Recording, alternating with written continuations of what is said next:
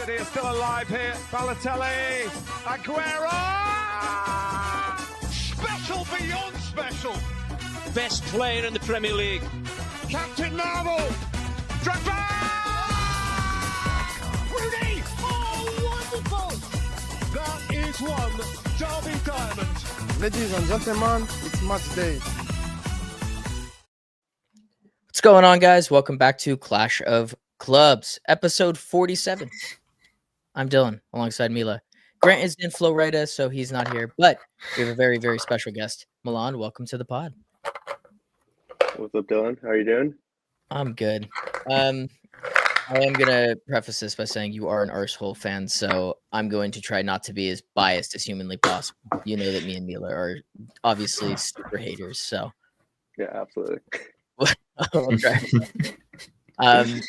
In today's episode, we are going to do some transfer roundup. Obviously, Club World Cup has ended, so all the other teams that aren't in there have been kind of busy. Arsenal's done kind of stuff around the margins. United is about to get Mbuemo over the line, so we'll look at what they're doing next. We will touch on the Club World Cup because I feel like we have to. We'll talk about Pep's new players and kind of how they fit in the system, predictions for the knockout rounds, and then we'll finish it up with a little NBA X Footy 11 since the NBA draft was the other day, and I love basketball, so we'll do that. But let's jump into Arsenal straight away. You are the guest.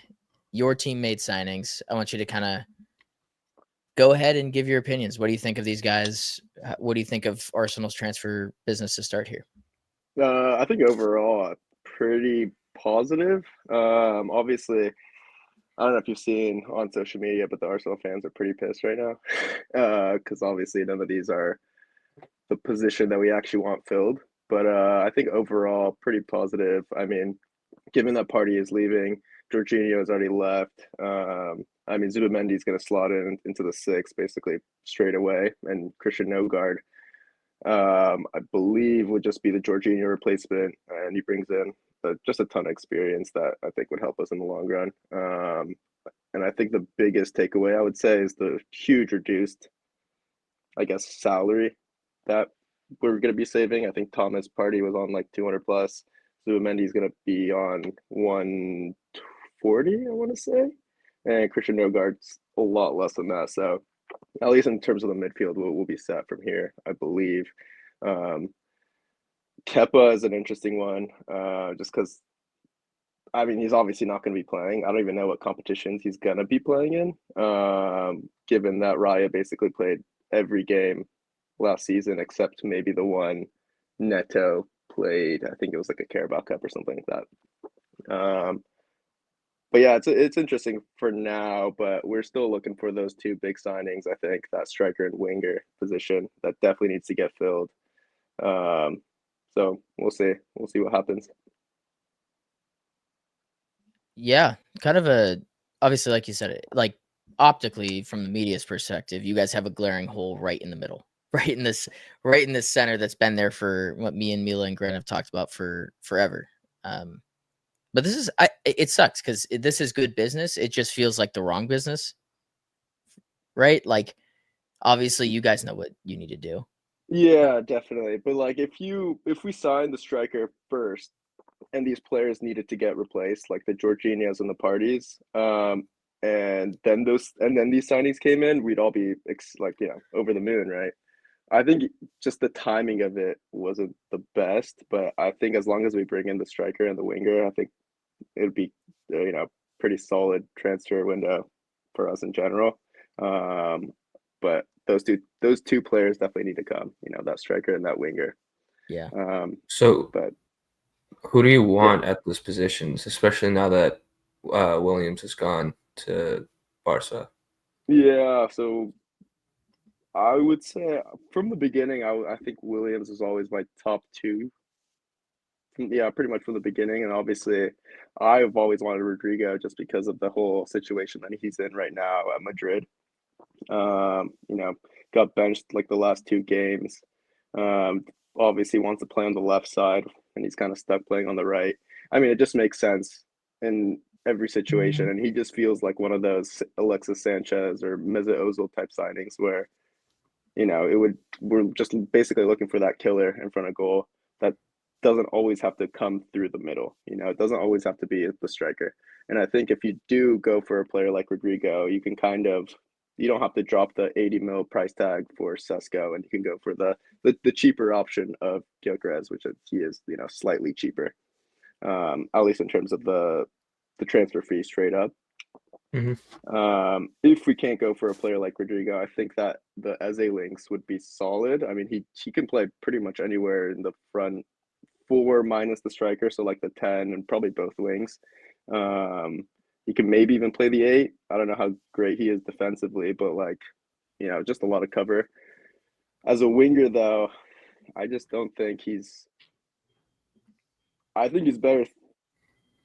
I don't know. I don't know what your thoughts on Eze is as a winger, but I think he's probably better centrally, so he doesn't exactly solve that winger's problem that we're looking for. Is he really gonna bang in 15 goals, 20 goals in all competitions? Maybe 30 with assists, which is basically what we're looking for. And I think it would also just reduce so much of the pressure of whatever striker that we end up getting.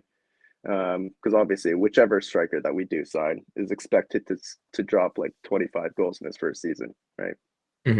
Yeah. It doesn't matter if it's C.O.C or Gyökeres, right? He's gonna have to drop. I mean, Gyökeres probably 25, C.O.C 20, just because of the age difference, right? But if we can bring an elite winger, I think it just takes off that pressure for everyone, everyone in the front three. I think Rodrigo would probably be the best option there, and yeah, it doesn't look like there's many other suitors. I think they keep throwing City's name around, but I don't think we're interested.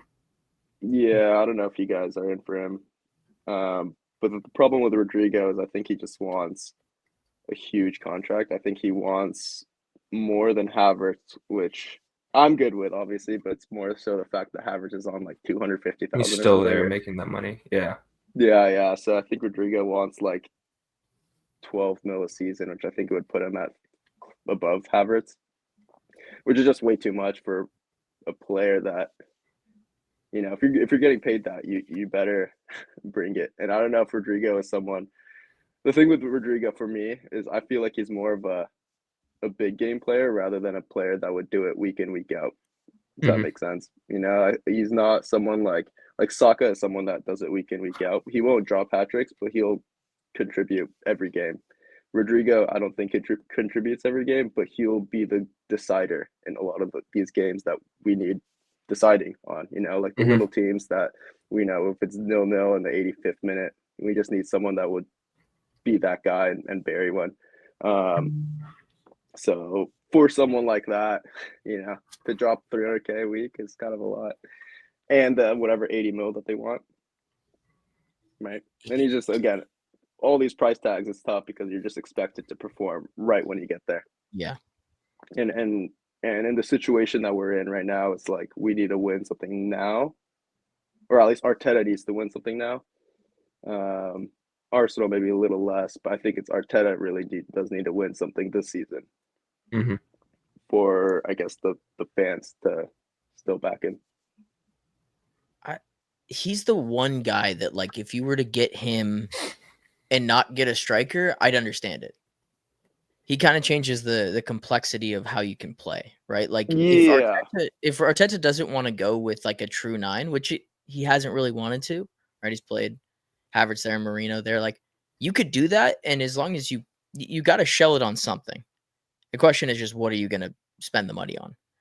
Your guys' owners are some cheap bastards, so I don't expect you guys to do both. I don't expect that. Still better than Tottenham's owners, so that is also true. It's not, the grass is always greener on someone's side. Yeah, that's true. But yeah, no, you are right. I mean, but the thing is, the fans are more desperate for a striker than they are a winger, and I've always been on the case where I never actually thought we needed a striker from the beginning, and I still don't really desperately need one.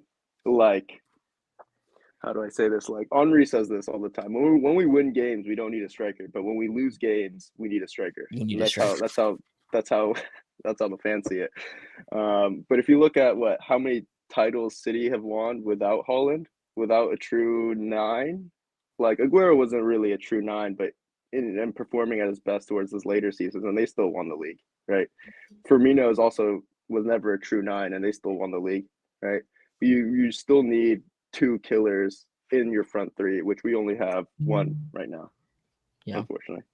I was gonna say Liverpool didn't have a 9 this year, so not true. They didn't, but they have two elite wingers. I mean, they have you put Salah, and then you can go through Jota, Diaz, or Gakpo, and they're always one of them is going to be performing. Yeah, well, I mean, what's the threshold in terms of goal involvement numbers that your front three would need to get you to be the equivalent of what essentially like a City has with Holland, right? Like Holland gets you 30 on his own every season at this point. That's like the going rate for Holland. But if you were, because I don't think you need 30 necessarily goals, but goal involvements across the front three, like what is that threshold in the Prem if you're not going to have a 9? If you're not going to have a 9, I mean, it's tough to say because with us, we get a lot of goals from set pieces as well. You know, we get a lot of goals from everywhere else on the field. It's like if you look at the first year where we're actually competing for the title, we dropped like 85 goals or something with Jesus as our striker. Right. The season after we broke our record and we dropped 90 goals again without a striker, without a natural striker. Jesus was injured, Havertz was at the top. The goals just get spread out. So it's hard to say like you need your front three to always be dropping 20 plus goals. I think it's more so like I think our biggest problem is the lack of creativity when you get stuck in like situations like you're playing against I don't know who just parks the bus all the time in the Prem. A lot of the teams. A lot of teams, yeah, I guess. Well, like a team that we used to struggle against was like Villa.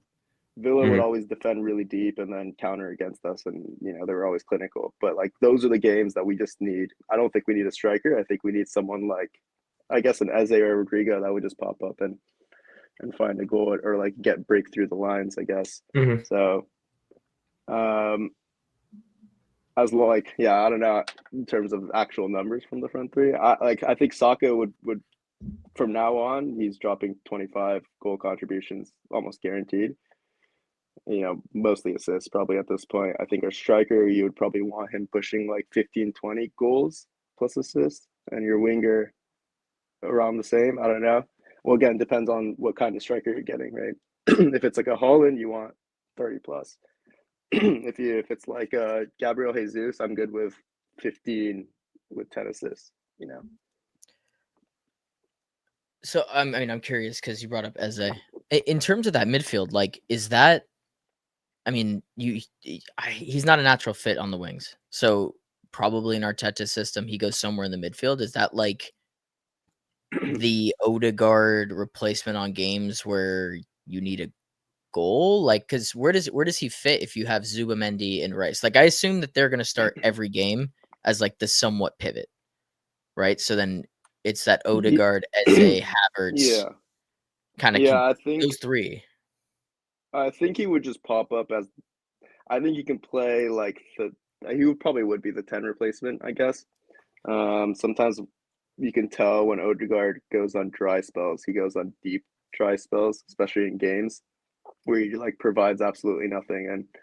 And I think he would probably be that cover. But the problem with that is like we also have players like Ethan and That's a really good point. he's like we also really need to develop him. And if you want to develop him, you need to give him game time. And I think he's a lot better as a cam than he is as a winger. So if you do bring in Eze, what does that mean for Ethan? Another thing that's also been talked about is I think Lewis Skelly would also move into the middle. Right. So like these Eze links, like they only make sense if he'd be that left winger that we've been looking for. Yeah. So it's really hard to get into this midfield as of right now, I would say, for Arsenal. Yeah, you guys. That's why I think everyone is just like, let's go get the 9 because it's the only thing that like it's the only thing that layering It's the only glaring hole. Like you could make do with Martinelli. Like I think I think towards the end of If the you season, have that he'll bring 9. it back. Yeah, if you have the 9. If you have But the that 9 9, has yeah, to pan out. I do think, like with one of the Dylan's two thinking, has to like be if you like have a oh sorry. superstar. I think Yeah. a left winger or a Superstar or striker like has to be of on the cusp of it, yeah. yeah. It doesn't Martinelli have is to be. better than what he was last year, right? Like I think I didn't think he was like I don't think he's that bad. He was bad for most of the Yeah, season. I don't think he's that bad. he scored good goals, like important goals. Thing with him, I think he scored a couple winners against. I scored one against 2 against Chelsea. I think one against. I don't know. He scores a lot of big goals, but with him, that's frustrating. Is like he doesn't want to take his man. I don't know. It's really hard to explain. He doesn't like taking on his man. Is that tactical Mm, though? You think that's tactical? Like, do you think that's an Arteta You, thing? Like Arteta is not telling him to take on his man, or do you think he just doesn't have the confidence to take on his man? I think he doesn't have the confidence or the ability because if you look at him on the ball, like it's not that glamorous, right? Bukayo has absolutely no fear in taking on his man. He's almost forced to half the time. So I don't think it's a tactical issue. Trossard would go and is I guess less fearful of taking on his man than Martinelli is. Um, what I've always said, I think we should have always tried putting him up top. I think it'd be interesting. He is very intense in terms of the way that he presses, which is how we Mhm. Defend it from the get go. And I think he'd just be a nuisance up top. But right now, it's looking like he could be on his way out, isn't he? I know there was some Bayern links, right? Yeah, which is super interesting. I never thought Bayern would be interested in a Well, player they like can't get Martinelli. anybody. We're gonna have to at some point just do like a rest of the world pod because there's been a lot of really weird, interesting stuff. But Bayern has missed out on every top target that they wanted, like swing and miss. Yeah, but the targets. Well, they did just sign Wolf Amada, or potentially about to sign Wolf Amada, which will Young be a guy good in the signing. German, But I believe, yeah, after getting rid of Sane, they definitely need to bring in a new left winger, huh? because they Mhm. wanted Nico and they missed. They wanted They wanted Royce. Nico, yeah. I think they also wanted Bino Gittins from Dortmund. But it Gittins, looks they like he's going missed. to Chelsea. Yeah. Yeah.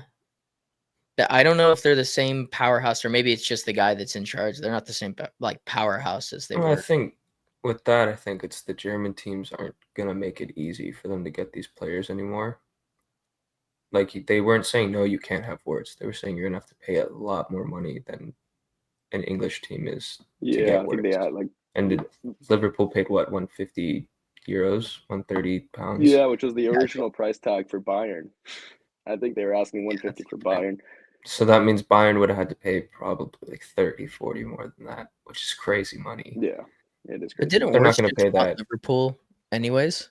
Like I thought that I was don't the know. kind of the deciding factor. Maybe. There was so much news with like, oh, his dad wants this, but his mom I wants mean, he was this. also coached by Alonso. I'm sure he wants the Alonso route, going from Leverkusen to Liverpool and maybe Mm-hmm. Madrid after. I can On see a that free. happening. Yeah, It's going to be on a free. I'm good with that. we would not mind that one bit. No. Yeah. So I mean, just an interest. You guys are just an interesting team. We 'Cause really I know are. if you We guys really don't are. sign one, I'll be on this podcast saying all sorts of crazy shit. That's just what I do. Yeah, but the thing is, what I actually do like though, is Berta, the new sporting director. He does. He is getting after it, which is a lot different than what we've had in the past. I mean, Edu has maybe his hands are a little bit tied, but Berta, I mean, I think he's already extended Skelly's contract, Gabriel's contract, Saliba's contract. I mean, basically already replaced Partey with Nogard, Zubamendi for, or I guess Zubamendi for Partey, and then Nogard for Jorginho. I mean, that's like pretty good business. I mean, there's pretty hard not to look at it as good business. We save a ton of money, locked in, and all the young players. Or yeah, I think Ethan's about to sign a long-term contract as well. So I mean, it is a different approach than what we're used to. but again, we are still waiting for that big signing up top. Well, Zubimendi was done in December, so maybe like that kind of just gets pushed into this window. That's what we talked about. But all these guys have been bargain plays, and I wonder if it's just because that July 1st date with the new PSR window is coming into play, and maybe that's when you splash the cash, just for the accounting sake of having. I don't understand any of that shit. It doesn't make any sense to me. I don't know why it fucking matters. Yeah, but it does. But it yeah, does. it definitely does. Yeah, I don't know. I don't understand it too much, but from what I've been reading, at least for the strikers, I don't know about the wingers, but with the strikers, what I've been told or what I've been reading is that they're basically trying to, I guess, by them going for both Gyökeres and C.O.C, they're trying to reduce the price of one of the other players. So, the longer they wait, they know that they both want the move. I know Gyökeres desperately wants the move. Yeah. To Arsenal. C.O.C maybe not as much, but if we can reduce one of their prices, and maybe leave it a little bit later, I think that's their game plan right now. Because I think at the beginning of the window, Gyökeres was like what 65 or 70 mil, right? C.O.C was like 85, 90 mil. I think that's what his release clause is, but we're trying to reduce it like 10, 15 mil on both of these players. And if we can do that, that would also mean that we can splash a little bit more on the winger, right? Yeah. I mean, we're a frugal club, You're owned by the fucking you Kroenkes, gotta count your dude. pennies. Yeah, dude. If you weren't owned by any other American sports team, I would be like, well, whatever. But like, the Kroenkes GM just brought up trading Jokic in a press conference. So if you know anything about American sports teams and them, like it translates. It looks the exact same. They're kind of culty. they just really are. All right. Do you have anything else that you want to talk about Arsenal wise? This is your last chance before we talk about the better red team. No, not really. I was kind of all over the place, really. No, you're good. That's how it should have been. Yeah, no. Let's talk about a team that's not all over the place then. Right? a team that really knows what they're doing. A team that's got their shit together, clearly. Oh. My club. United's new signing. Wow. Here? I don't know. This is what we get for trying to change 1 second. Change things, dude. This is what happens when we change things around. We just fucking things become all wonky. There, it looks great. This guy is so bald. Holy shit. Really, I love him. He's so bald. This confirmed? Yeah. No, not yet. I mean, we're gonna get at least 2 or 3 more like Fabrizio tweets that say player loves United, player wants United. Developing. You guys are gonna have to pay like 70 to 75. Not up front. I think it'll probably be like 50 or like high 50s, 60 up front, and then add-ons. But they're racking up the price tag. Yeah, so the last bid was 55 plus 7.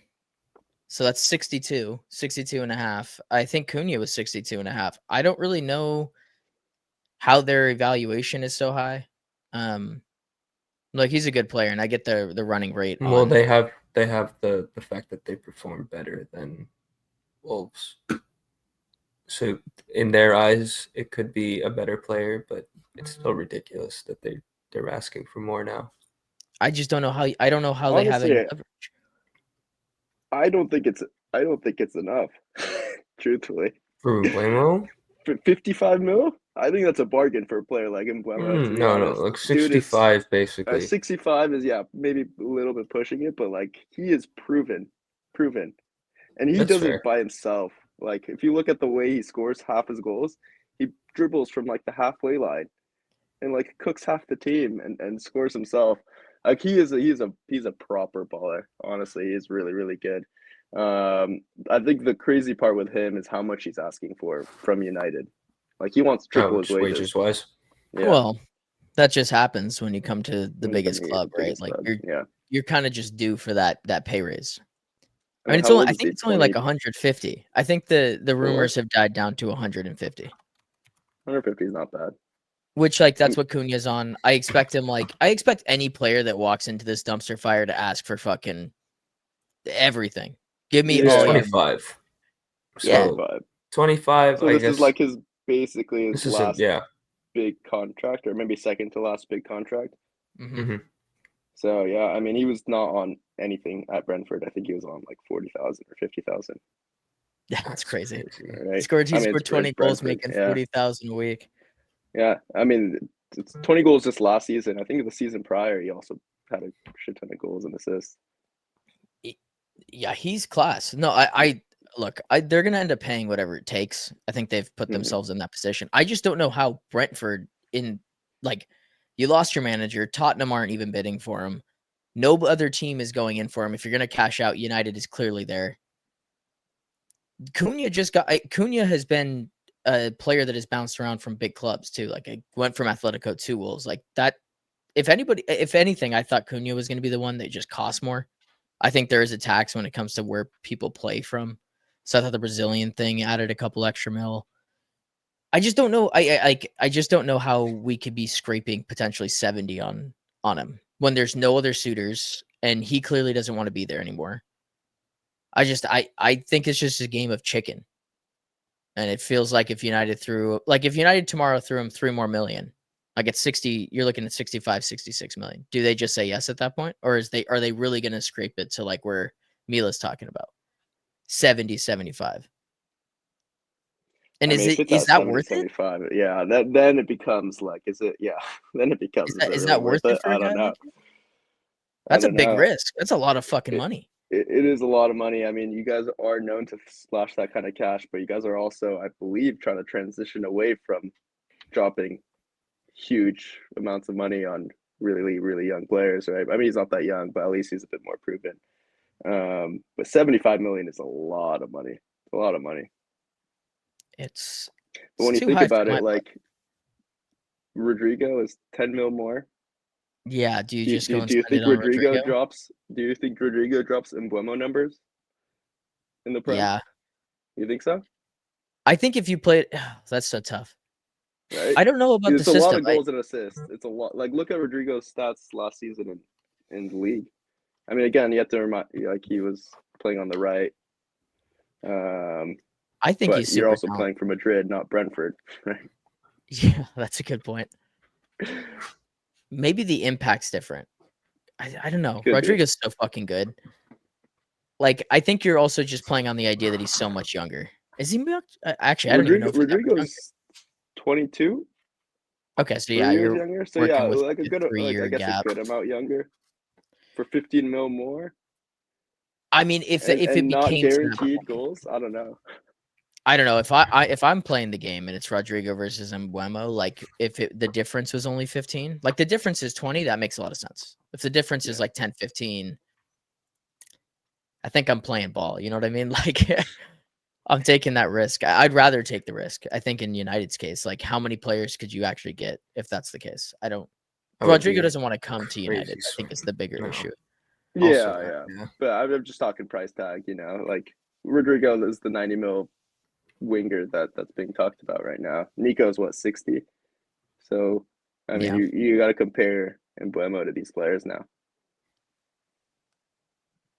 Yeah. Well, if he comes in, I'll be happy. I just don't think that United should be spending all of their budget on this one guy. I think we're gonna really struggle to get guys out. It seems that nobody wants anybody, or if they do want them, they just want to take them on loan. So I don't think United's gonna have like a surplus of cash, which is what this segment is gonna talk about now. Which is like, where does United go after they sign him? Let's say it ends up being done under 70, the 62 to 67 range. United then have to make a decision of like, do you go for a 9? Or do you go for like an 8-6, someone in the midfield to put next to Bruno? I have my thoughts, but I kind of want to hear your guys' first. So, Mila, what do you think United should go swing in for more goals at the 9 or figure out a midfield partner for Bruno? I think it comes down to who the options are, who you can get. It's a big thing that you guys don't have European competition this year. So some of these guys that would fill in perfectly aren't even attainable. Some of them are. But I think the 9 with the Gyökeres links lately that he's more willing to come to United now is promising. He's worked with the manager before. The manager likes him. He likes the manager. So there's a fit there. And you hope that it would he'd adapt quickly. But to go get a midfield guy, I don't see many options that would fit in right now that are attainable for United. It's fair. So the 9 would be your pick if you had to go get one right now. Mm-hmm. Milan, what are you saying? If you were sporting director, who are you taking? I think we kind of talked about it. I think you got your 2 superstars. You got your left winger and your right winger. You put Xerxes through the middle, that would just connect the wingers together, and Bruno. Like you're guaranteed so many goals. You do not need a 9 if you're getting Mbuemo as well. Honestly, Xerxes would do perfectly well. I don't know how he is in terms of fitness going into the next season. Hoyland obviously might need a bit of work, but Xerxes would definitely make that front 3 complete. Like you provide so much, at least in terms of link up, and you would just free up so much space for these wingers to do their own thing. So I would go and probably get in a midfielder. Yeah. I think I'm at the same spot. I think that the striker market is so strange where like you just either have these super high profiles that are demanding crazy wages, and you've got one free target on the market whose agent is demanding crazy wages. And then you've got C.O.C, who's like the young, unproven, nobody knows exactly what his value is.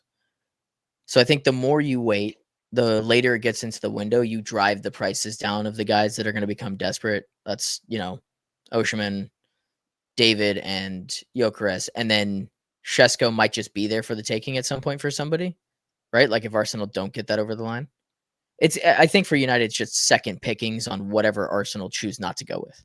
Because I think you guys get a 9 and then United just get the second choice, which is what it should be. But I think the midfield partner is more important. To your point, you've got last year it was 35 goals in Mbuemo and Cunha. So why do you think you need more? Would be my question. I think that also it could potentially force Amorim just to change his tactics a little bit, where potentially you could see Bruno in that kind of false 9 role.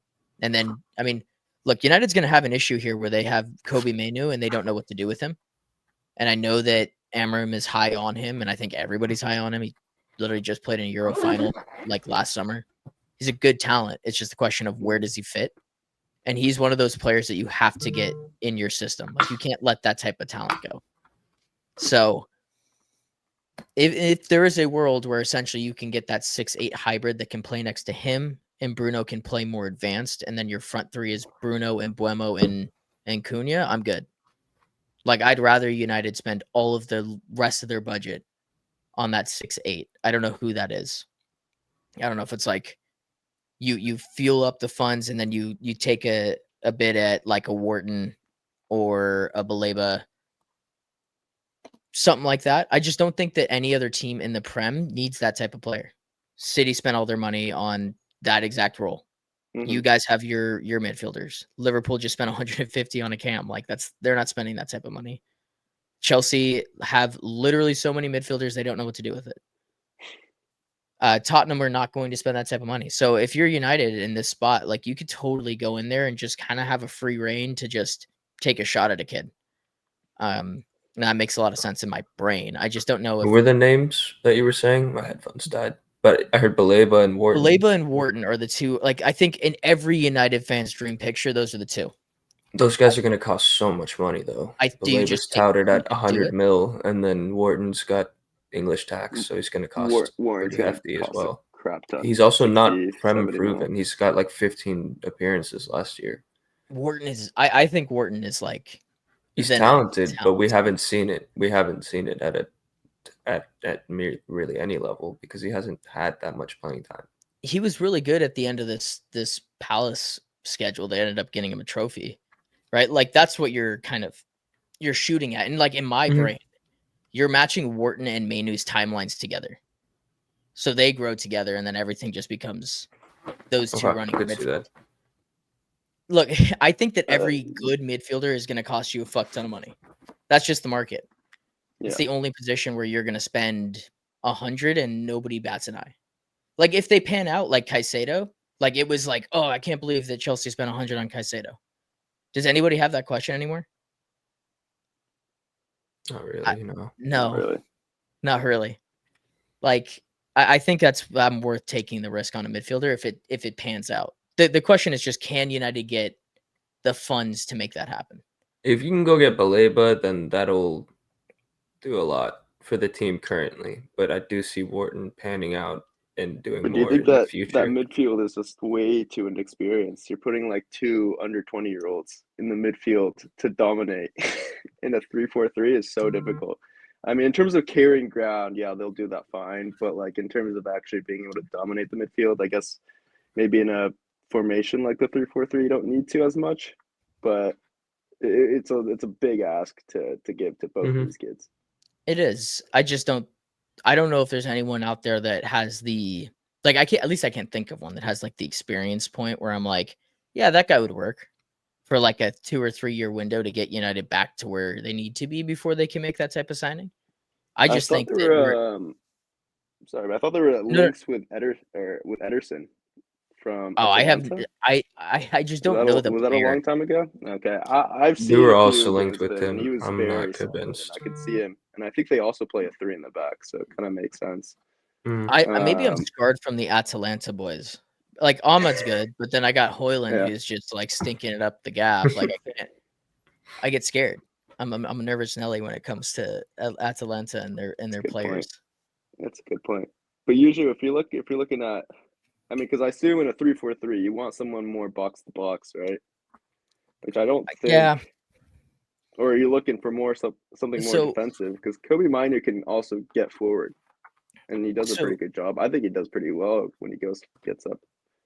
It's so funny because, like, I think right now United has this issue of like Bruno has the passing, but he doesn't have the dribbling, and Manu has the dribbling, but he doesn't have the passing, and that's like your 8 spot. And then it's this like 6-8 hybrid where you've got like Casemiro who doesn't have the legs anymore, but he's got everything else that you need.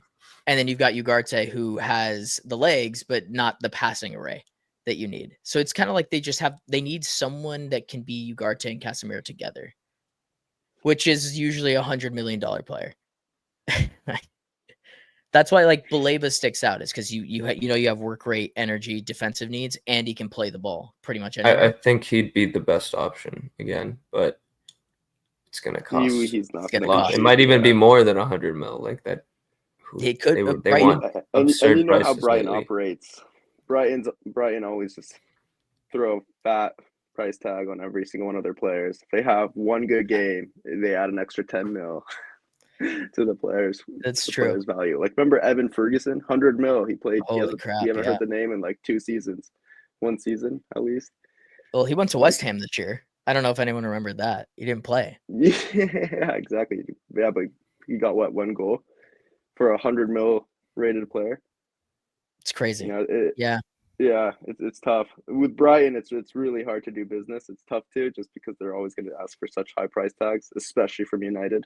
And everyone knows that United loves to drop a lot of cash. So for you guys, it's really tough to find a good bargain anywhere. No, that's the thing, and everybody's smelling blood. United just has to be smart in how they spend the money. That's why, like, Cunha and Mbuemo spending this, like, even if it is like high-end 60s for Mbuemo, like, you know what you're getting. You're getting 10 and 10, and you're paying 60 for it. And United just need to raise their floor so much that it'll end up being worth it. But I at least we're on the same idea that they need another midfielder.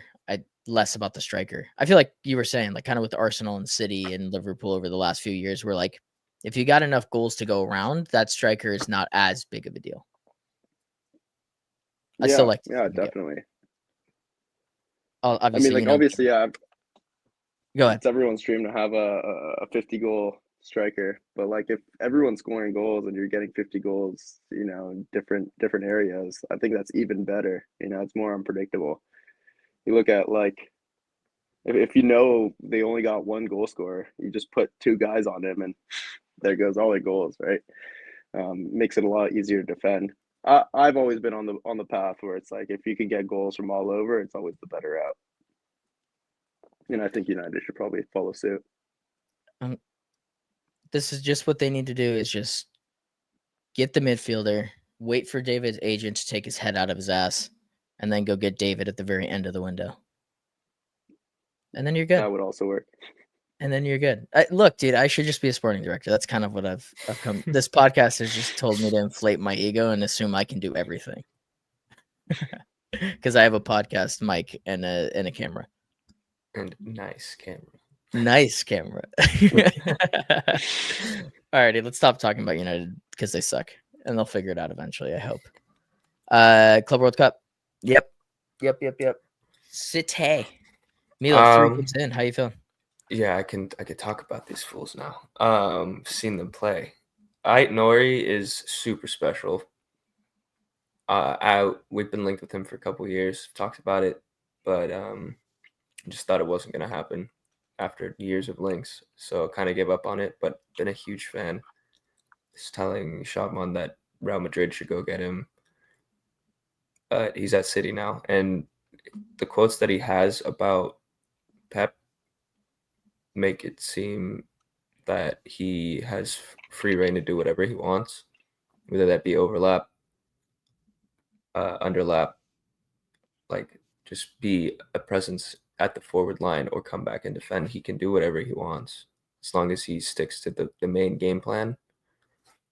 And it looks like he can actually do whatever he wants. Whatever he wants to pull off on the pitch is seeming to pull off right now. So really happy with him. And in terms of his connection in the team already, him and Doku have formed a very nice pairing, which kind of unlocked Doku. Yeah. He looks better in the tournament. He's got some goals. He's cutting inside with the overlap of Ait Nori. He scored the goal with the Ait Nori inside pass. So it's opening up a lot of options for us just with the one signing of the left back, which is great. And then you go into someone like Reinders, who's going to be paired with Rodri once he comes back. That's going to be scary because the guy barely misplaces a pass. When he does, it's because he's trying something pretty tricky, trying to squeeze it in through a tight space or just like play the over-the-top ball at a hard angle. So I'm really happy with the way he's already molded into the team as well. I think can't really ask for much more. Goals will come. He seems to get in the right positions, and you just have to hope he meshes with Rodri quickly.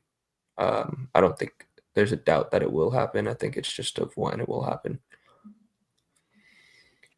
Who's the next one? Cherokee. Cherokee's been cool. I mean, less minutes for sure than Reinders and less, say, impact. But there's definitely signs to what he can do. He's got some flair. He's bringing a bit of fun to the squad again. I've talked to you about how that affects just our players too. Training videos, even in the game, they look like they're having more fun. There's more pressure. There's more energy. And I think Cherokee's a big part of that, just with the way he plays and the way he views the game. I don't know if we'll see his impact right away. I think he's one of those guys that'll have to work his way into the team and fight for his place. But he looks ready, and he looks ready to fight for that spot. Yeah, I think. Do you think he? Oh, sorry, go for it. No, go ahead, Milan. I was gonna ask you. Do you think he stays out on the wing or comes more central? Cherokee? Yeah, didn't he play on the wing last game? Yeah. So I think this year, with the personnel we have, the fullbacks are going to offer a majority of that width. So it'll probably be like him and Foden switching out of that right half space, kind of like an inside forward. It'll be the right wing though on paper, but he won't be like a traditional right wing. Well, he's also going to be fighting for that spot. That's what. Yeah, it's going to be him, Foden, and Cherokee probably all fighting for that. But you have the versatility of Foden and Cherokee who can go play in that 10 role also. So with all these incomings, do you think are you guys expecting sales? Oh, definitely. I think one of Stones or Ake is gone. Grealish is going to be gone. He didn't even come to the Club World Cup. Mm-hmm. Yeah, definitely. Probably Gundogan to Turkey. I feel like Kova's going to stay because he's hurt. Bernardo's the captain. He's staying. That might be it. No, that's still a pretty Unless deep squad, though. it's a pretty deep squad, yeah. I mean, even with those 4 guys, I think you mentioned. Mm-hmm. Yeah. It's deeper than what we've been running out in recent years, and I know Pep made a little joke that he would quit if he had a deep squad, but Pep is known liar when it comes to that stuff. Like I should have. He said he was kidding. Said that. Yeah, but did he? Okay, I should have yeah. just assumed that he was fucking lying and that was not. Yeah, that he wants more players. So funny. Well, not nowadays. You kind of have to have a deep squad. I mean, Yeah. a lot of injuries in every sport. I mean, even the NBA too. Like major injuries to the biggest players. It's interesting though because he talks about it and why he does it, and like he doesn't want anyone to feel left out of the squad, not playing. He wants to be able to play a majority of those players. When you have a smaller squad, you can do that. The rotation mentally for them is easier, but like you guys were talking about injuries and stuff, it makes it way harder when you have that smaller squad. So I think he's just, instead of gonna be complaining about the fixtures and having the small squad, we're just gonna have the big squad, and he'll still complain about the fixtures. Yeah, fair. I don't know. I've been impressed with every new signing, which is fucking terrifying. Not even one of them has been fucking bad, which is super annoying coming from a rival. It is really annoying. Like even the young, you just have one. Yeah, Echeverry's in class, but I've been telling you guys about this. Yeah, you have, but he's just been hiding in the practice rooms. Why can't one person just be a flop? Like I just want one person to suck monkey dick. Okay, look, we had Calvin Phillips.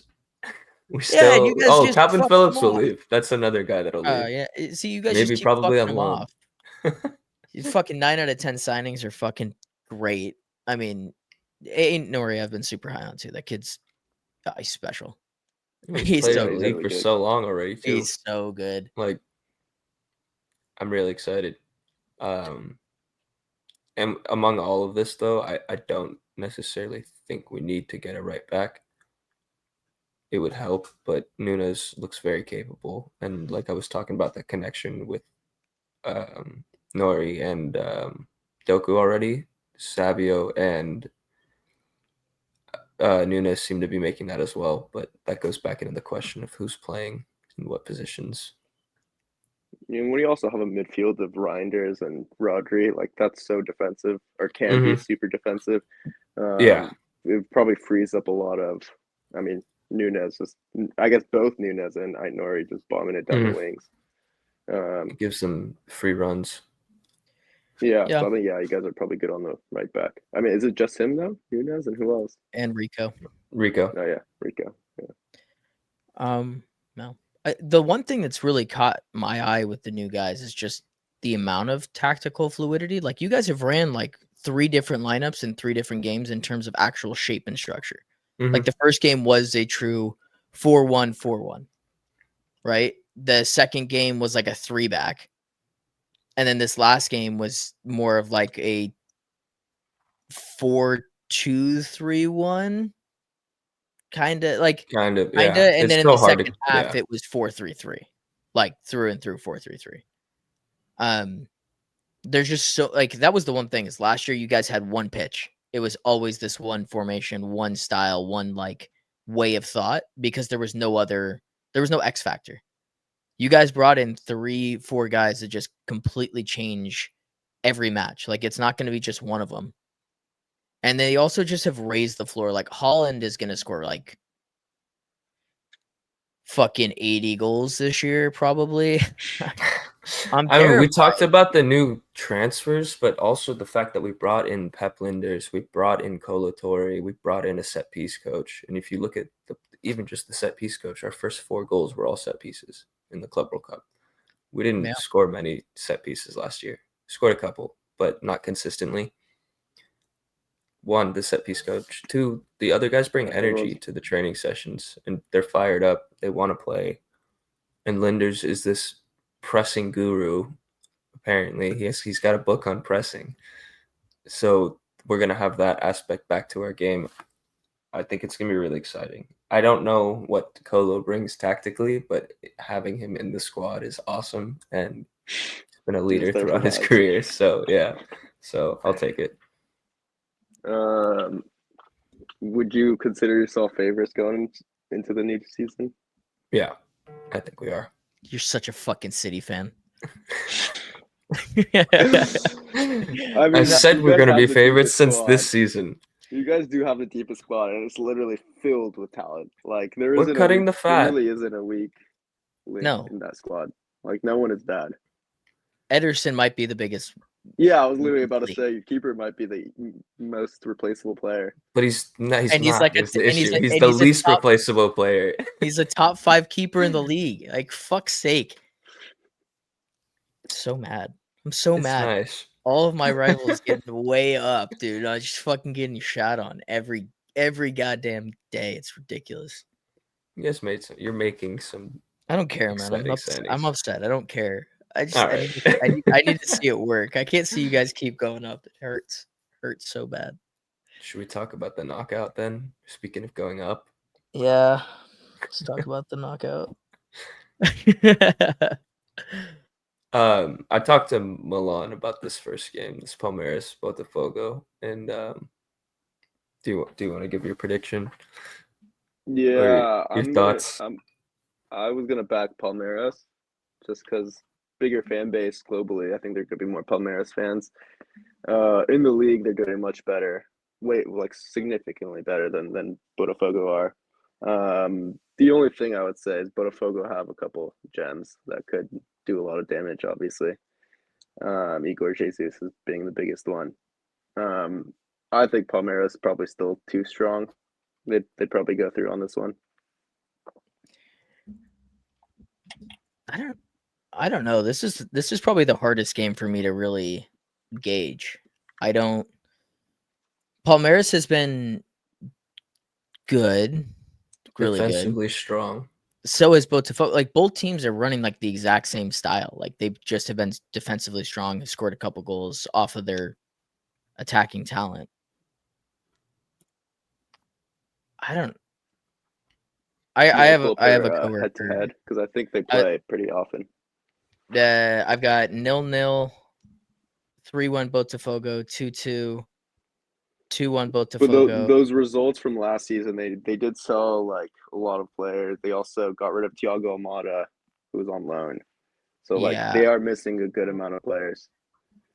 I have a coworker who's a Palmeiras fan, so I'll stick with Palmeiras as well. And they have Esteval, so maybe this is his this is his breakout game in the tournament because he hasn't he's won the man of the match a couple times, and I haven't really seen it. I think that's more of just a name thing. But this is the world getting to see what a Brazilian match looks like, blood and guts and all. I want to see Igor Jesus score. Oh, he's good too. And just keep I'm gonna back my boy Facundo Torres, MLS GOAT right there. MLS GOAT. He's gonna bag tomorrow. Okay, so Mila's going Boto. We're going Palmeiras, Milan. Yeah. Back our boys in green. Let's just work down, right? Benfica, Chelsea. Yeah. I think they also play tomorrow. Mm-hmm. Yeah. I have Chelsea. I don't think Benfica is very good. I don't know. They played Champions I also League don't think Bayern is very good. But you would say that Bayern is better than Chelsea, though, right? No.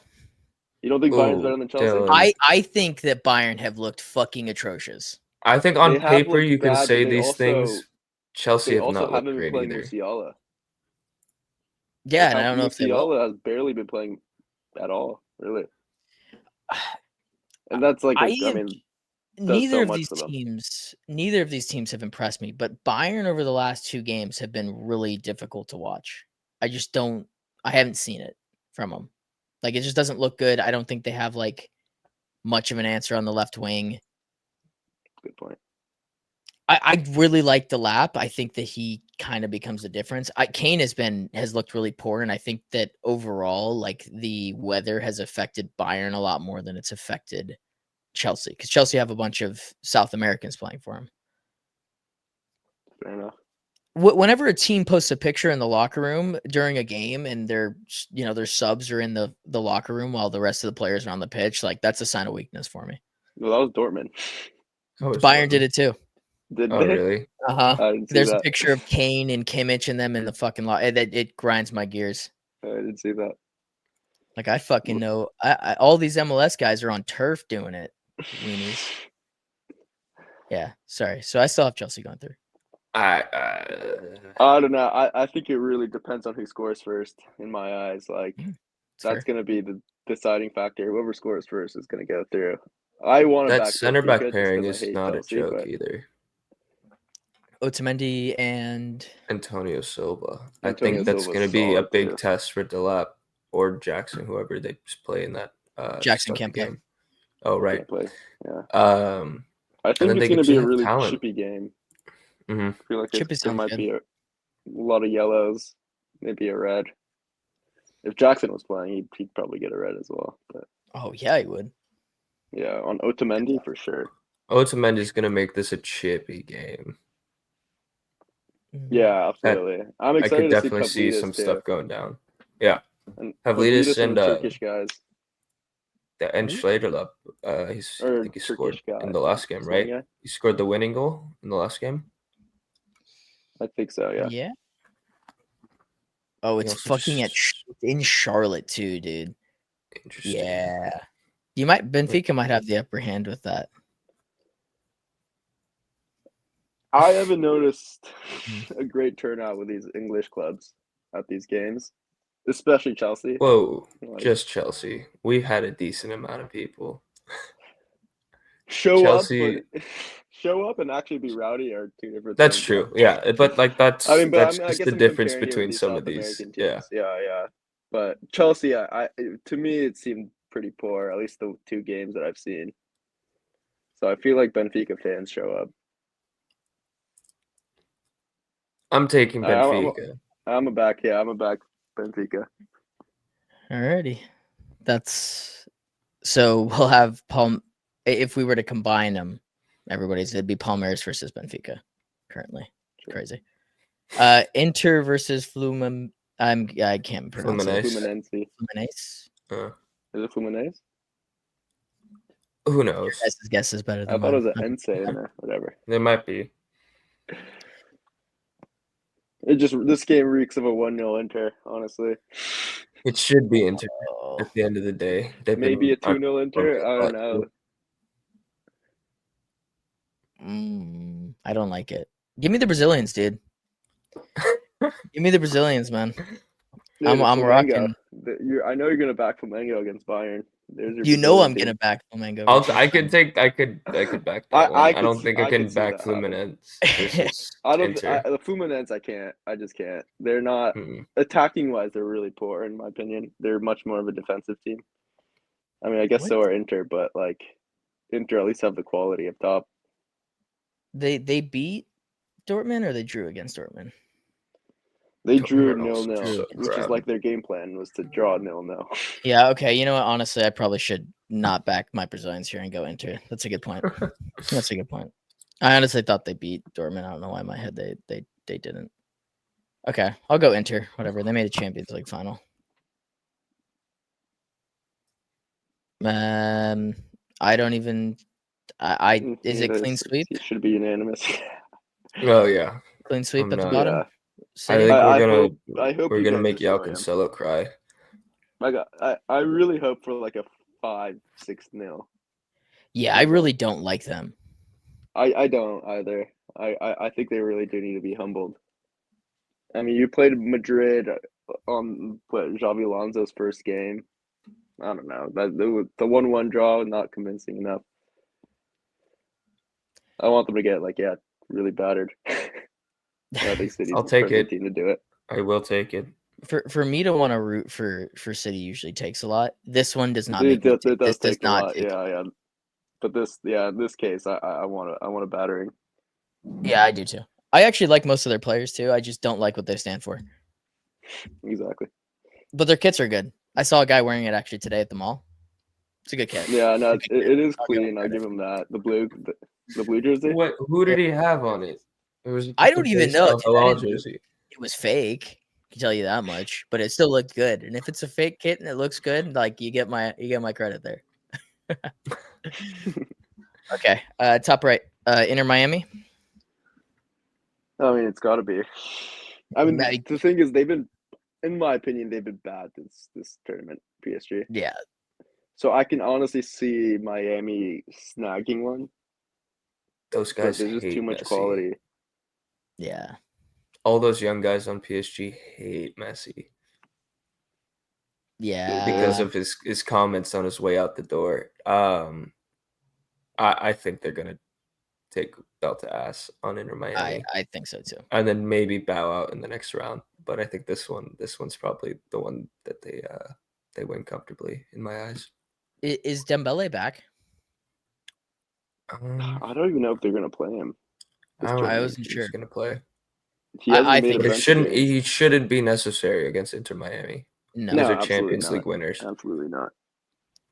Yeah. I think if you It- just stop Messi, it's over. Which should be easy when you have Pacho and you have three super fit center mids in the midfield. Mm-hmm. The best left back You'll in be fine. world football is going to be playing on Messi, who's literally a dinosaur. So This yeah. is another game where I'm kind of hoping for a 4-0, Mm-hmm. 3-0, maybe 3-1. Look, Bashing. I you know I'm an MLS guy. Like I want to see Inter Miami at least put up a fight. I just don't see it happening. I don't see it happening at all. Yeah. I don't. I think this Miami defense is just way too penetrable. It's fair. They had the easiest group. They made it out. Look, if they had won that game, they wouldn't be playing PSG. So the fact that they have to play PSG after conceding 2 goals in the second half, like Mm-hmm. No, You made they your bed. bottled a 2-0 lead. yeah, you made your bed. Now you have to literally get shot in the face 14 times. Sorry. Okay, next game. Now I'm actually backing the Brazilians. I don't care. I think that agree. looked awful. I could see this being the one major upset. Felipe Luis is a really good coach too. He's so a Yeah, really good coach. I'm not. I don't even think this would be like a huge upset. It definitely. No, this would be a huge. They're not the upset. favorites. Huge. No, Bayern this would be haven't- a huge upset. Money wise, it is right. Like, Oh, of course, but and brand awareness, like a Brazilian club just beating from what the we've biggest seen club in this Germany. tournament, from what we've seen in the tournament, though, like No. this would not be the biggest surprise for me. I think, It wouldn't be for me especially either. with the way Bayern's been playing. Like I was gonna say Flamengo have been probably the best team all tournament. No, like from like a group standpoint, like they beat Chelsea. Yeah, you'd probably have to say. Like, I guess they can't did really see draw their that. last game against LAFC, but like I I don't know if guess- they were really playing their guys. I mean, City, I think, probably had the best. Yeah, But other than City, I'd say Flamengo. maybe outside right of like about our Or actually, European I don't know. giants. I'd have to give it Benfica even. That's fair. Huh. I don't want to see Bayern go on. I mean, it is very classic of Bayern. Like, this is all what they always do in Champions League is just destroy everyone in the group stages, and then first leg or first round or second round, they get knocked out by like Barca or something. Yeah. Flamengo could be this Barca. Bayern did the thing where they played their strongest team against their worst opponent and then played 2 crappy teams against their better opponents, which is super interesting. Yeah, it made couple very of little teams have done sense. that. Yeah, Juve did that against City. They played their best 2 teams against the worst 2 teams, and they played City, and they put out like the worst lineup I've ever seen in my entire life. But with that one, it makes a little bit more sense because I think City were first going into that game, right? Or no? Yeah, it was they wrapped second? up. we were second. Oh, you were second. Oh, so you guys My needed to goal. win? They had one more goal scored more than us. Oh, yeah. okay. They were both going through, to your point. Yeah, but I mean, I'm sure Juve didn't care too much about coming first or second. You don't want to play Well, Madrid. that was the difference, is instead of playing El Ahly or Hilal whatever, versus like, Madrid. yeah. So are we all going the Brazilians up there to beat Bayern? I am for that one. Yeah, I am. Yeah. Fuck it. Everyone likes an underdog it's story. good. Madrid. Dude, that UA Yeah, team is clear. ass. Dog Two walk, pack. Madrid. 2-pack. It's too much power, too much skill. Alrighty. You guys back in Ramos versus Dortmund? I might See, be. this is one of these games where I just feel like I can, like Monterrey are crap, is the problem. Comparing them to Dortmund, but like this is one of the games where I could see Dortmund just shitting the bed. Definitely, yeah. Like I don't know. it's Dortmund so haven't been great. yeah, it's so on the table for them. They to did lose win this game. their group though, but they had They barely beat the two of the worst teams in the entire tournament to win their group. They just didn't look clinical is the problem. Like they'll Mhm. get their chances. I mean, again, this is I don't know who they played. The Korean game, they had the keeper had like 10 saves, but like you can't score a couple goals against the Korean team. How I don't know how are you managing to. I mean, Monterrey is definitely Oh, they a have tougher opponent Fares. than Ulsan. So I don't know. I can see this going like ending 1-1 and then going to PKs or something. Yeah. I think they're gonna play with more heart, and then Jesus Corona is gonna score a goal. Because why wouldn't he? He's been the pride of Mexico for so long. I've always heard that. I was like always the guy that was going to be like their national team, like Jesus Corona. Like that's it. Like he's our guy. And it never has Yeah. panned out. This is where it pans out on the world's biggest stage, the Club World Cup. I don't know. I feel like this is Ramos's tournament. He already has 2 goals, doesn't he? Or 1 goal. Yeah. And a chance to get him to play Madrid. Dude, True. scripts are made to be it's definitely written like this. written in the stars for them to qualify. I think so too. I'm with it. So we we're got all backing Monterrey. yeah. Yeah. The Germans suck, dude. That's pretty much what They've we're been getting really at. bad this tournament. The I'm story, not the Germans impressed suck. with them at all. But the thing is with Dortmund is like they've been doing better than Bayern in the Champions League in like the last 5 to 10 years. Like they're the most random team that would do shit in league and just somehow just turn up when they need to, right? Like they were in the Champions League final last season. Yeah, with Sancho. Yeah, with Sancho. What a weird squad. Okay, so we got Palmeiras, Benfica, Inter, City, PSG, Flamengo, Madrid, and Monterrey as the teams going through to the next round. Yeah, I love it. I love it too.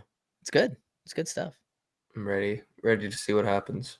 Yeah, I think that's I mean, God, those games would be great. Palmeiras versus Benfica would be cool.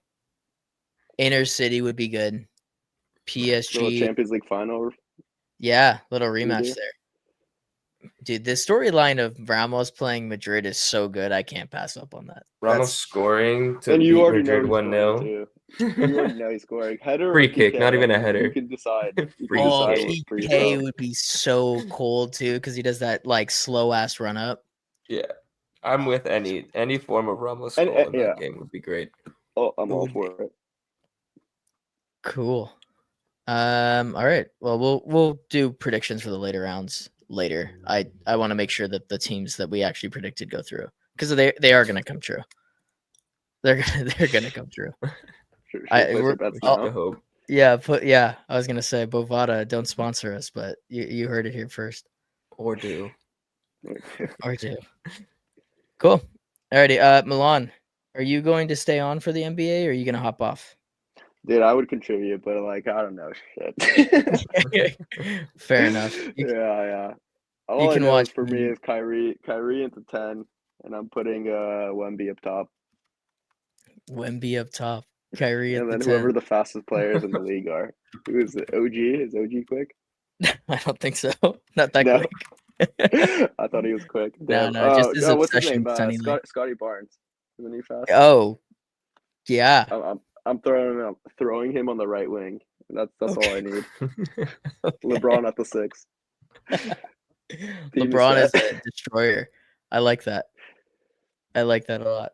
Okay, well, you'll get to watch me and Mila tweak out on this later in the episode, but Yeah, we'll let I'm you. excited. Do you have anything else that you want to say on the Closing pod? comments. Yeah. Before we let No, actually, not at all. Well, good. I enjoyed Well, it though. You're a great host. thanks, man. I appreciate Yeah, that. dude, yeah, you He do a does a great good job. job. He does great I work.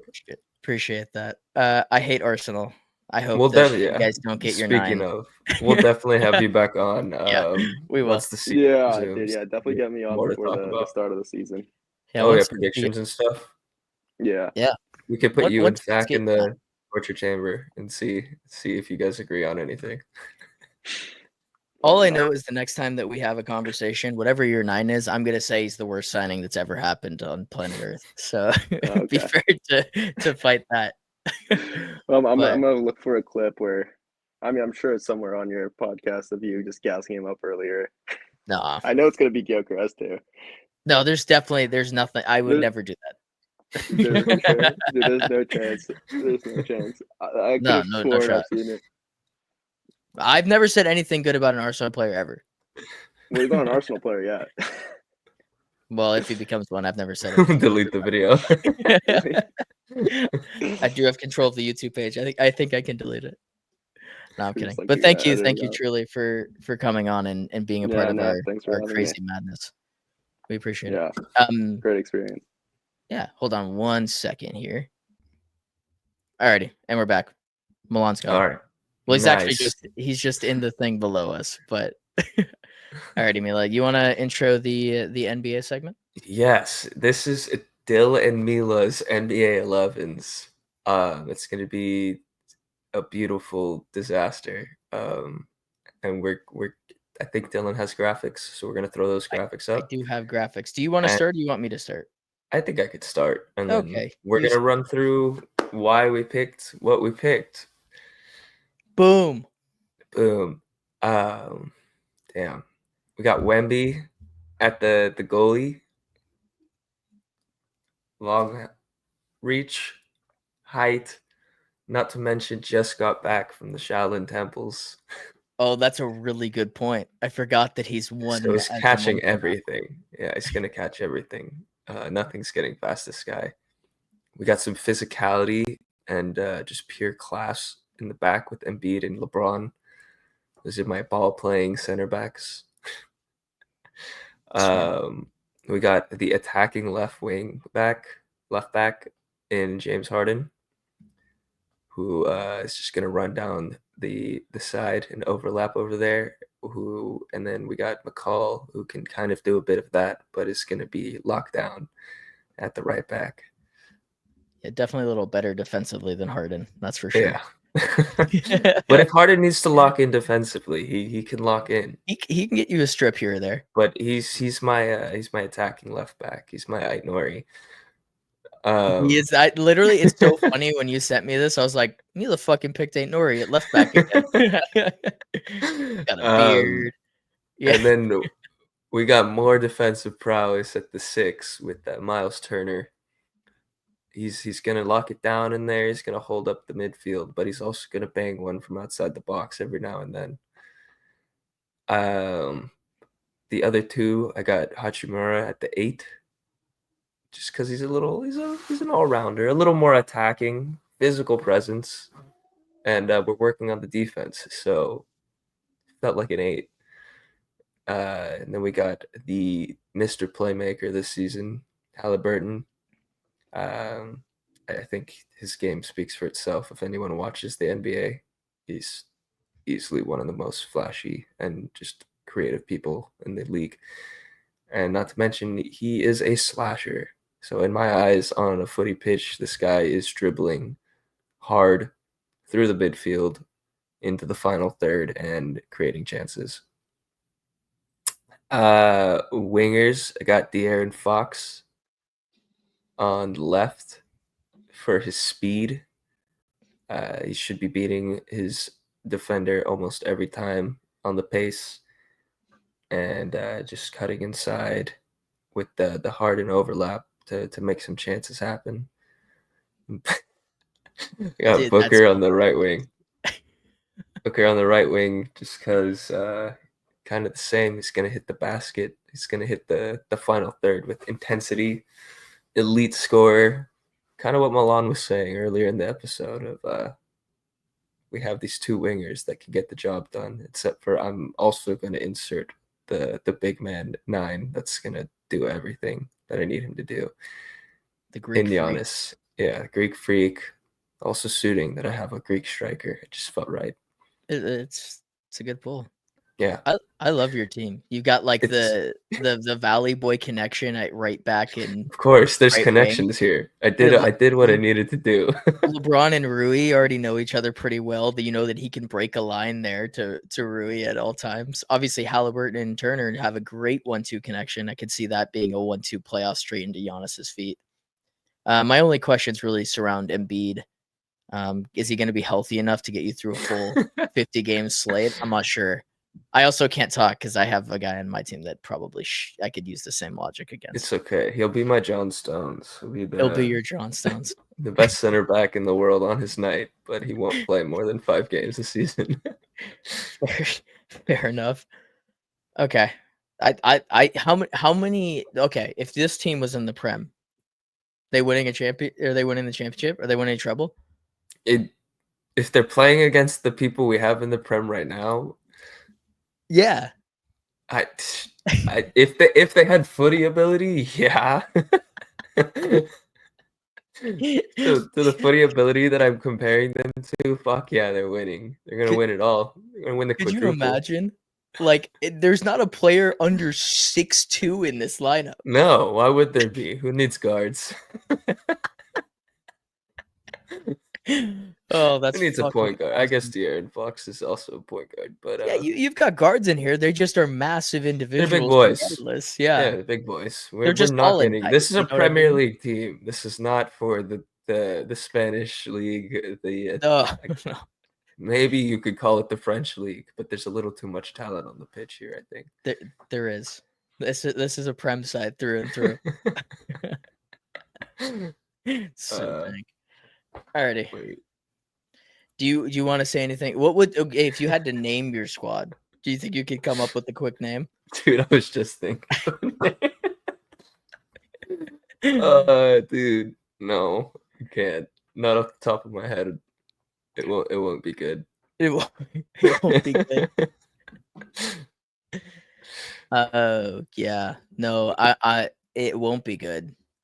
I don't think you can do one with justice. I have to actually make sure that what I'm saying is not totally inappropriate. Okay, cool. My squad, the Bronx Bombers.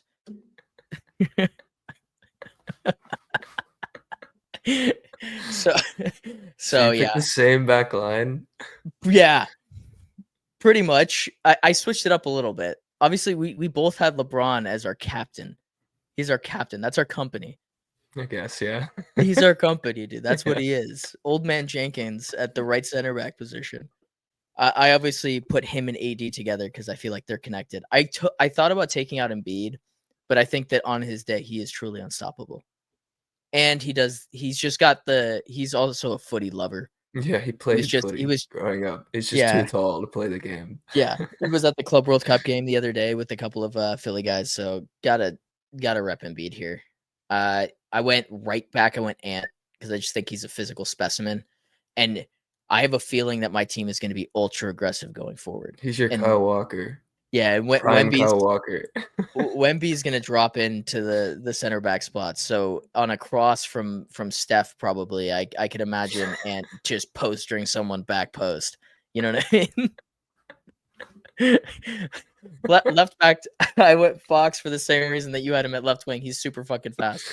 He's super fucking fast. Okay.